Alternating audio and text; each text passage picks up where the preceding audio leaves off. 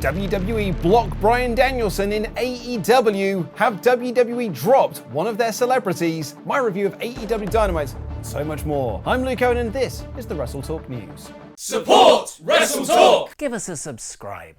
Bryan Danielson left WWE in 2021 and joined All Elite Wrestling in that double-header debut alongside Adam Cole on the same show as CM Punk also had his in-ring return. And very quickly, it was noted that this was different from Daniel Bryan in WWE. That was to be expected though, as Daniel Bryan wasn't the same as Bryan Danielson from Ring of Honor, but time-wise, it wasn't all that far removed from the madness of WrestleMania at Mania 30. At Starrcast over All In Weekend, Danielson noted on a panel that WWE had sent him letters asking him not to do the yes chant that got so over and became such a big part of the character in 2013 and 2014. And Fightful Select reporting this isn't a recent thing, as WWE requested he stopped doing it the second he left WWE. WWE reportedly argued that Danielson doing the yes chant infringed on their intellectual property, and Danielson, being the nice guy that he is, didn't have it as part of his act in AEW. He did, however, try to file for the trademark in 2023,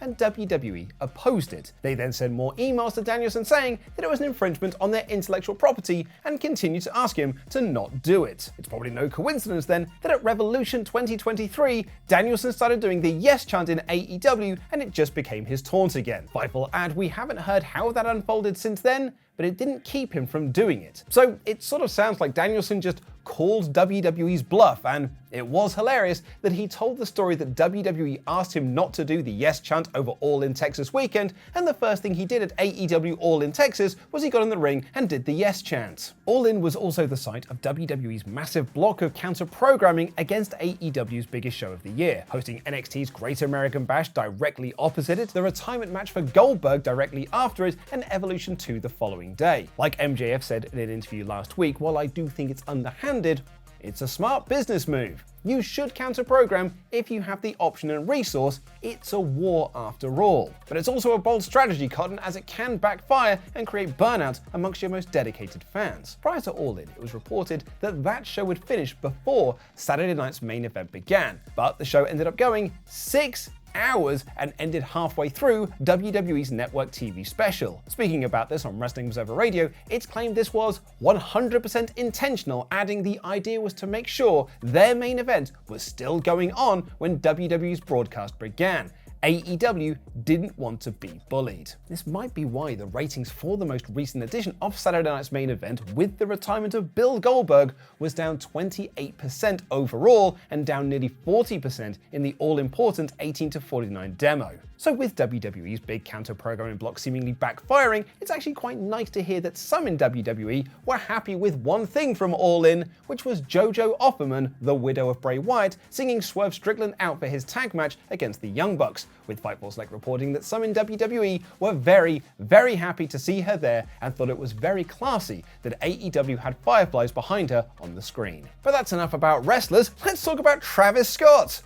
Again. I've said it before, but it surprises me just how much Travis Scott has been talked about in the WrestleTalk news in 2025, but he really has. Legit, I don't think I'd ever heard of his name before this year. He was on the Raw debut with Jey Uso. He was then a big part of the John Cena heel turn Elimination Chamber where he ruptured Cody's eardrum, and then he was in the main event of WrestleMania 41 on behalf of John Cena. Then there were reports he was going to have a tag match with Cena at Money in the Bank, which reportedly then got changed to a 6-man tag with Logan Paul. Then that got changed to a tag match with Cena and Paul with no Travis Scott. There were then reports that the match could still happen at SummerSlam, but we got an announcement of Jelly Roll tagging with Randy Orton, so we probably have our fill of celebrity matches. Plus, John Cena's busy with Cody Rhodes. It's been reported that Jelly Roll has been training hard at the Performance Center, with Gorilla Position noting that discussions between those two parties has been going on since WrestleMania 41, and WrestleVotes are claiming that the reason we've not seen Scott so much since Mania is because he was not a quick learner for the business. I am Jack's complete lack of surprise. But someone who could be making a return to TNA is the phenomenal AJ Styles. TNA president Carlos Silva caught some headlines recently as a tweet promoting this weekend's Slammiversary pay-per-view promised it would be a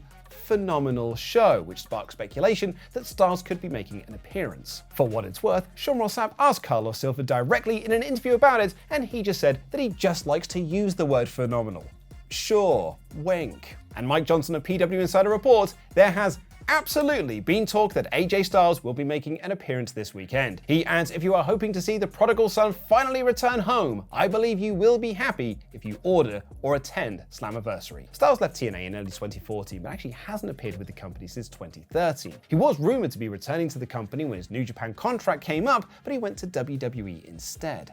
Fightful say that they have asked TNA and haven't been given a definitive answer, but one source said that they believed that Styles would be there or else the teasers would be a gross misstep. It actually would be the most TNA thing they could possibly do. Also, the gross misstep, name of your next creator wrestler on 2K25. And lastly, before we get into the AEW Dynamite review, it was announced on the show that Mina Shirakawa broke her hand during the Women's Casino Gauntlet, Luther needs reattachment surgery, and Kenny Omega came out of his match with Kazuchika Okada hurt. But, you know, Jon Moxley is fine. Fightful Select also report that Samoa Joe will be taking time off to promote the new series of Twisted Metal, and Will Ospreay will be taking at least a month off as he's been working banged up. While those in AEW expect him to be out for over a month, there isn't an exact timetable for his return, though one would imagine it won't be that far off, as Ospreay will likely be in a featured match for Forbidden Door in London over the August bank holiday weekend. And now it's time for my review of AEW Dynamite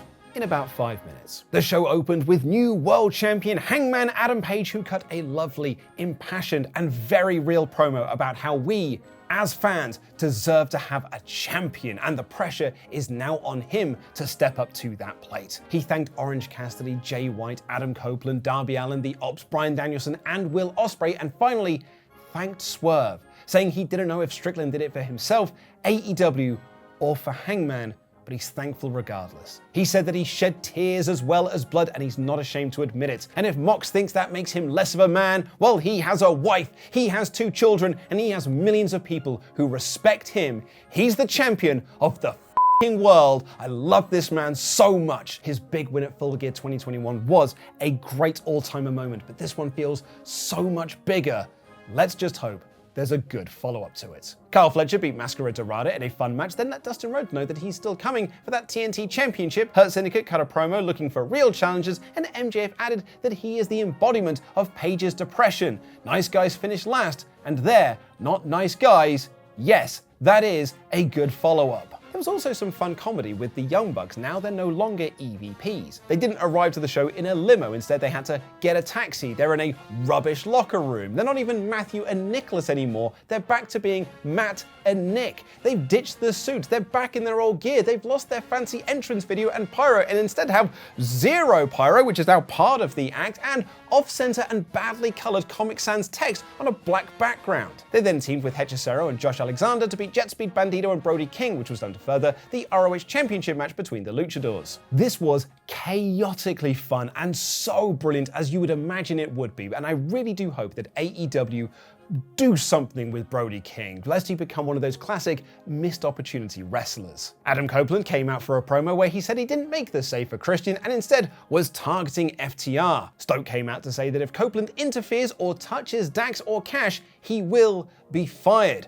But that doesn't mean that Cope can't touch him, and he speared Stoke to death. The build for Edge and Christian's reunion continues as the Patriarchy cut a promo later in the show explaining their actions. Not to be outdone by the 8-man party tag, Tekla, Queen Aminata, Chris Statlander, and Willow Nightingale had a brilliant fatal 4-way match with $100,000 on the line. This was so much fun, and Willow had it won with the Dr. Bomb, but Chris Statlander pulled out the referee, leading to them brawling up the ramp, and Julie Lungs appeared to miss Aminata and aid Tekla for the win. The Spooky Girls all then celebrated, and I'm sure they'll hang out at the mall later and listen to their CKY CDs.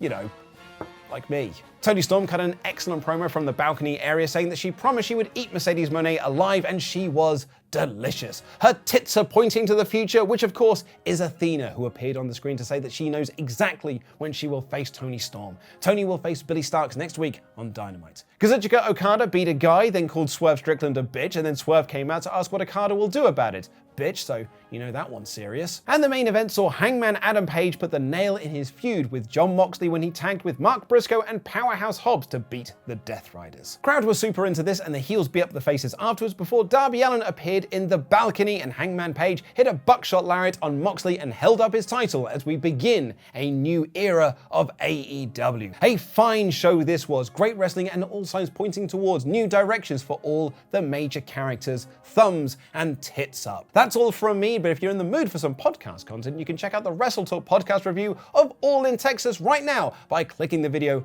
on screen.